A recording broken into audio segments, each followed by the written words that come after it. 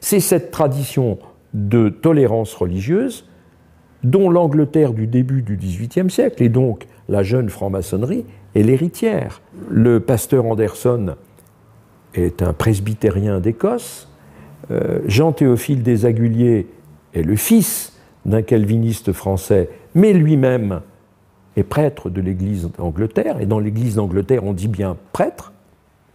Donc, si on contextualise le titre premier des constitutions d'Anderson, il ne s'agit pas de dire que désormais on va prôner un vague déisme. Non. Mais on dit explicitement, vous savez tous, vous, hommes du début du XVIIIe siècle, que dans la plupart des pays d'Europe, et dans le nôtre notamment, il fallait être de la religion du souverain, c'est terminé.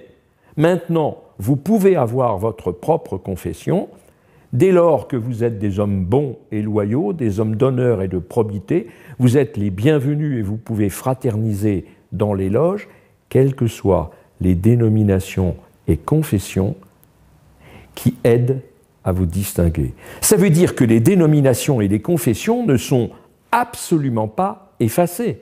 Et vous savez que dénomination en anglais, c'est une mauvaise traduction française, mais dénomination en anglais, ça veut dire l'église particulière à laquelle on appartient.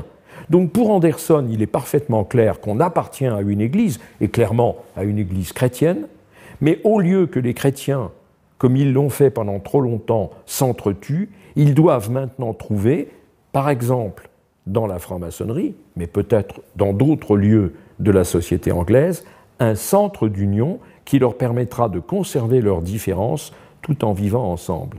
Voilà quelque chose qui certainement intéresse au plus haut point le jeune Ramsay.